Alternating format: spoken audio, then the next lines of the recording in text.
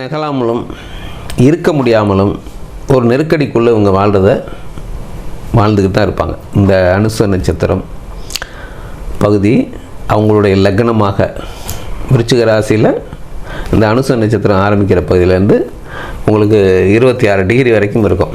அதான் அந்த ராசியில், அதாவது 213 டிகிரி 20 கலையிலேருந்து 226 டிகிரி 40 கலை வரைக்கும் இந்த அனுச நட்சத்திர பகுதி இருக்கும்.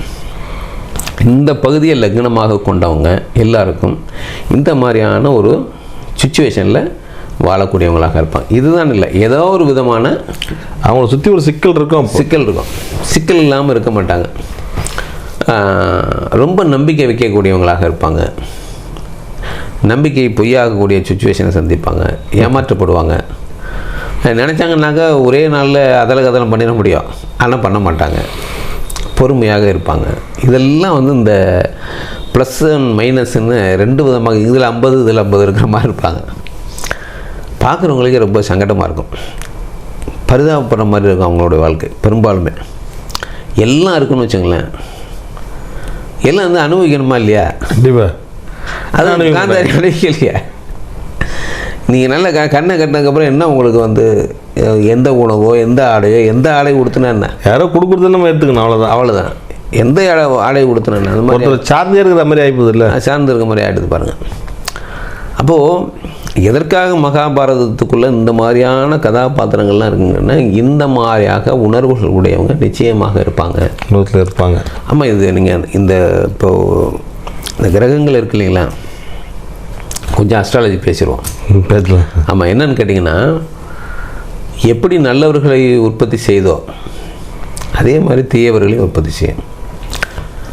நம்மளே எடுத்துக்குவோமே, போலீஸையும் கிரகங்கள் தான் உருவாக்குது, நீதிபதிகளையும் கிரகங்கள் தான் உருவாக்குது, திருடர்களையும் குற்றவாளிகளையும் இதே கிரகங்கள் தான் உருவாக்குது. அப்போது இந்த ஒரு காம்பினேஷன் வரும்போது இப்படியாப்பட்ட நபர்கள் பிறப்பாங்க. இந்த 9 கிரகங்கள் இந்த 12 ராசியில் எந்தெந்த நட்சத்திர பகுதியில் இருக்குதோ அதற்கு தகுந்த மாதிரியாக குணாதிசயங்கள் அதுக்கு ஒரு ராசிக்குன்னு ஒரு கெப்பாசிட்டி கொடுத்துருக்காங்க. அது நம்ம சிம்பிளாக சொல்லணும்னா எப்படின்னு கேட்டிங்கன்னா, இப்போது இந்தியா முழுவதும் ஒரே நாடு தான், ஆனால் தமிழ்நாட்டில் ஒரு விதமான பாஷை பேசுகிறோம்.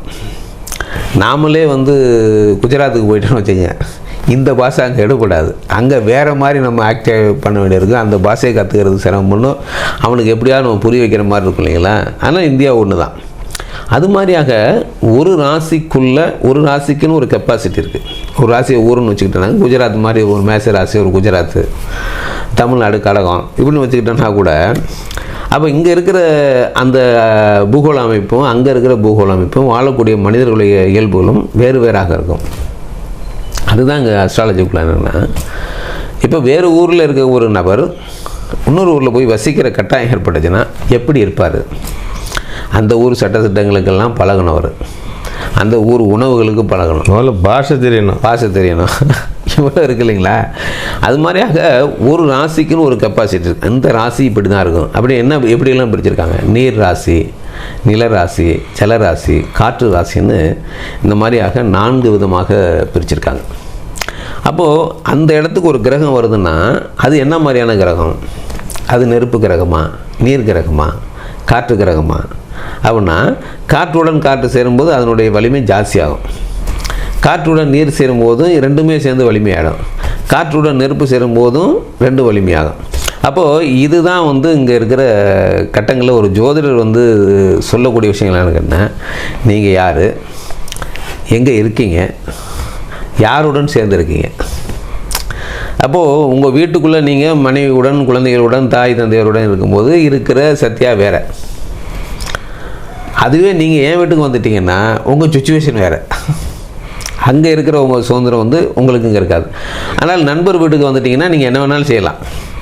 இதுவே ஒரு போலீஸ் ஸ்டேஷனில் போய் உட்காந்துருக்கேன்னா அங்கே நம்ம இஷ்டத்துக்கு உட்கார முடியாது, நிற்க முடியாது, ஒரு விதமாக இருக்கு இல்லைங்களா. அது மாதிரியாக அங்கே ராசிகளை நட்பு ராசிகளாகவும் பகை ராசிகளாகவும் பிரிச்சிருக்காங்க. இவருக்கு இவர் பகை அப்படிங்கிறத பிரிச்சிருக்காங்க. அப்போது இயல்பு, சூழல், செயல்பாடுகள் அப்படிங்கிறதெல்லாம் இவங்களுக்கு மாறுபடும் அப்படிங்கிறது தான் அந்த அஸ்ட்ராலஜிக்குள்ளே இருக்கிற ஒரு பெரிய, பார்க்குறதுக்கு ஒரு 12 கட்டம் தான் இருக்குது, 27 நட்சத்திரம் தான் இருக்குது. ஆனால் ஆயிரக்கணக்கான உட்பிரிவுகளை இங்கே பார்க்க முடியும். அதுதான் இந்த மகாபாரதத்துக்குள்ளே இருக்கிற, நானே எடுத்துருக்க ஒரு 48 கதாபாத்திரம் தான் எடுத்திருக்கேன். அதில் 12 கேரக்டர் வந்து மெயின் கேரக்டர்ஸ், உப கேரக்டர் ஒரு 36 கேரக்டர்கள் அப்படின்னு நம்ம எடுத்து நம்ம பேசுகிறோம். இதுவே கம்மி தான். இன்னும் நம்ம உள்ளர போக முடியும்.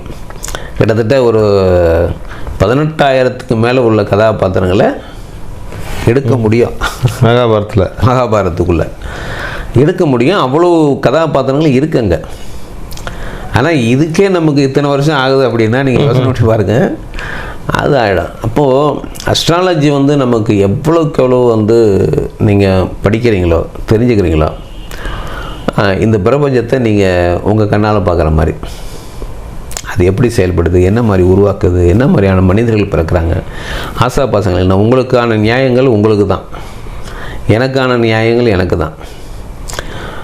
அதற்குள்ள ஒரு கட்டுக்கோப்பான ஒரு வாழ்வியல் முறையை வந்து கொண்டு வந்திருக்கிறது. இந்த தர்மத்தை தவிர வேறு எந்த தர்மத்திலையும் உங்களுக்கு இந்த மாதிரியான ஒரு வாழ்வியல் முறை இல்லை.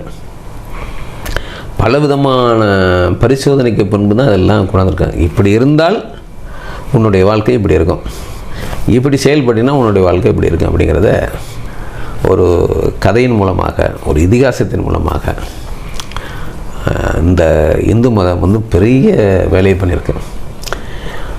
அதை வந்து நம்ம வெளியில் தோற்றத்துக்கு அது ஒரு கதை மாதிரி இருந்தாலும் கூட அதுக்குள்ளே சொல்லப்பட்ட விஷயங்களும், அந்த கதாபாத்திரங்களும், அது பேசிய விதங்களும், வாழ்ந்த வாழ்க்கையும், ஒரு பிரச்சனையை கையாண்ட விதமும் நமக்கு ஒரு பெரிய படிப்புன்னு இல்லையா? கண்டிப்பாக. அதற்காக தான் பேசுகிறேன் நம்ம அந்த மகாபாரதம். கொஞ்சம் அஸ்ட்ராலஜி பேசிட்டேன் சார். எனக்கு என்னென்னா, நம்ம அவங்களுடைய அந்த அனுசரிஷத்தோடைய கல்வி நிலைமை பார்த்துட்டோம், வேலை பார்த்துட்டோம், திருமணம் பார்த்துட்டோம், குழந்தைகள் பார்த்துட்டோம். இப்போ அவங்களுக்கு வீடு வாகன யோகம் எப்படி அமையும்? அவங்களுக்கு இயற்கையாகவே அவங்களுக்கு வீடு நில யோகம் உடையவங்க தான். பெரும்பாலும் விருச்சிக இலக்கணத்துக்கு பூர்வீகமான இடங்கள் இருக்கும். தாய் தந்தையர் சொத்து, தாயாரினுடைய சொத்து இருக்கிறதுக்கு வாய்ப்பு உண்டு. தந்தையினுடைய சொத்து இல்லைன்னா கூட தாயாரினுடைய சொத்து அவங்களுக்கு நிச்சயமாக இருக்கும். தந்தையினுடைய சொத்து பெரும்பாலும் விரயமாகும் விருச்சிகத்தை பொறுத்த வரைக்கும். இவங்களுடைய சுய சம்பாத்தியம் அதன் மூலமாக இருக்கும். எப்படி இருந்தாலும் இவங்க வந்து ஒரு பழமையான வீட்டில் வசிக்கக்கூடியவங்களாக இருப்பாங்க. புதிய வீட்டில் போகிறது இவங்க ரொம்ப விரும்ப மாட்டாங்க. பழமையான வீடுகள் வந்து இவங்களுக்கு பிடித்தமானதாக இருக்கும். பழைய பொருள்களை அதே மாதிரியாக, வாகனம் சரி, செகண்ட் வாகனம் வந்து இவங்களுக்கு ரொம்ப பிடித்தமானதாக இருக்கும். ஒரு சிலர் அவங்களுடைய ஜாதகத்தில் இந்த சனி இருக்கிற இடம் எங்கே இருக்குங்கிற பொறுத்து இருக்குது. ஏன்னா 4ஆம் இடத்துக்கு சனி தான் அவங்களுக்கு, 3ஆம் இடத்துக்கு சனி தான். அப்போது நிலத்தையோ வாகனத்தையோ வாங்கவும் முடியும், கொடுக்கவும் முடியும். ஏதாவது ஒரு சொத்து உங்கள்கிட்ட நிச்சயமாக, வாகனமோ நிலமோ வீடோ நிச்சயமாக இருக்கும், பழமையுடையதாக இருக்கும். ஏன்னா சனி வந்து பழமையை குறிக்கும். அதனால் இவங்களுக்கு அமையக்கூடிய வாகனங்கள் இந்த மாதிரியாக பழையது வாகனங்கள், மூதாதையர் சொத்து, இதெல்லாம் அவங்களுக்கு இருக்கும். மாற்றத்துக்கும் உரியது, அது மாதிரி இருப்பாங்க. வேற என்ன? இவங்களுடைய உடல்நிலை பாதிப்பு, ஆரோக்கியம் அவங்களுக்கு ஆரோக்கியம் வந்து விருச்சிக இலக்கணத்தை பொறுத்த வரைக்கும் இது செவ்வாயினுடைய வீடு. உங்களுக்கு இந்த இவங்களுக்கு வந்து 6ஆம் இடம் வந்து மேசம் வரும். 6ஆம் இடம் தான் நோய் சாணத்தை குறிக்கும். நோய் சாணம், எதிரிகள் சாணம், ருணரோக சத்துருன்னு சொல்லுவாங்க ஜோதிடத்தில். அப்போது இந்த 6ஆம் இடத்தினுடைய அதிபதியும் செவ்வாய் தான், லக்னாதிபதியும் செவ்வாய் தான் அவங்களுக்கு.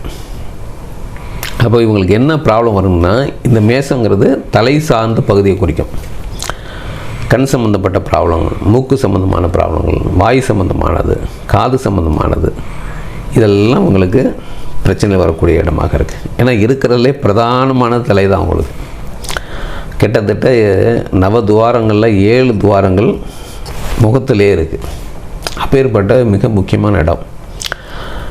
ரெண்டாவது இதில் ஒரு முக்கியமான விஷயம்னா, இவங்க தண்ணீர் அதிகமாக குடிக்க மாட்டாங்க.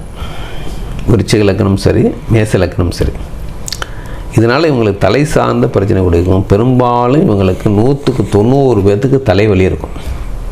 காரணம் இந்த தண்ணீர் குடிக்காது தான். தண்ணீர் குடிக்க பழகிக்கிங்க. தேவையான அளவு தண்ணீர் குடிங்க. தண்ணீர் குடிச்சிங்கனாவே இந்த கண் சம்மந்தப்பட்டது, மூக்கு சம்மந்தப்பட்டது, காது சம்மந்தப்பட்டது, வாய் சம்மந்தப்பட்ட ப்ராப்ளங்கள் உங்களுக்கு குறையாக இருக்கும். இல்லைன்னா இதில் ஏதாவது ஒன்று நிச்சயமாக உங்களுக்கு பாதிக்கும்படியாக இருக்கும். அப்போ இது நம்ம விருச்சிகத்தினுடைய தன்மை அதுதான். ஏன்னா என்ன வேலையில் இருக்காங்களோ அதிலேயே முழு கவனம் இருக்கும். அதனால் ஏற்படுறது தாகம் இருக்கும், குடிக்கணும் இருக்கும், இதை முடிச்சுட்டு குடிப்போம் அப்படிங்கிற மாதிரியாக இருப்பாங்க. அதனால் இது ஏன் சொல்லப்படுதுன்னு கேட்டிங்கன்னா, உயிரினங்கள் எல்லாத்துக்கும் ஒரே கிரகங்கள் தான், அதே நவகிரகங்கள் தான். ஆனால் பெரும்பாலும் மற்ற உயிரினங்களுடைய செயல்பாடு எப்படின்னா இந்த படுத்து இருக்கிற மாதிரியாக இருக்குது. கிரகங்களுடைய மூளை பார்க்கல. ஆனால் நம்ம நிற்கிறோம். நம்ம நிற்கிறனால என்ன கிடைக்குன்னா, நம்மளுடைய தலை தான் முதல்ல கிரகங்களுடைய பார்வைப்படுது. நிற்கிறனால என்னன்னா, இந்த இதயம் உங்களுக்கு பம்ப் பண்ணி தலைக்கு கொண்டு வரணும். ரத்தத்தை இங்கே பம்ப் பண்ணணும். பம்ப் பண்ணி தான் தலைக்கு கொண்டு வர முடியும். அப்போ உங்களுக்கு நீர் ஓட்டம் குறைஞ்சதுன்னா இந்த பம்ப் பண்ணுறது ஸ்லோவாகும். ஸ்லோவாச்சுன்னா அங்கே போகாது. போகலைன்னா தலைவலி வரும். இதுதான் அதுக்கு மிக முக்கியமான நீர். நம்ம நிற்கிறோம்.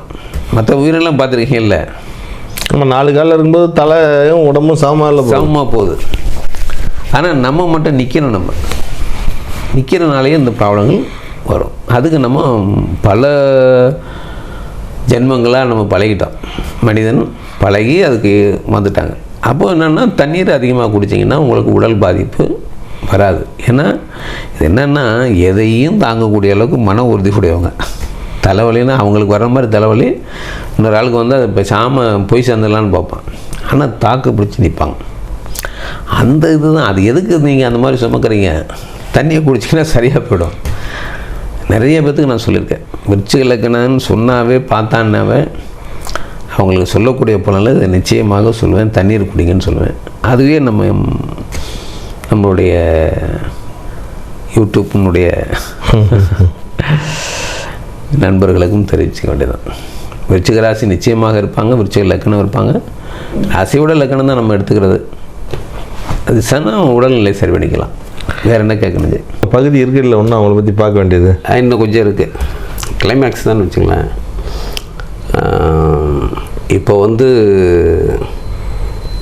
நாடு கிடையாது, போர் தான்னு முடிவாகி போச்சு. விதுரருடைய அறிவுரையோ, கண்ணனுடைய அறிவுரையோ,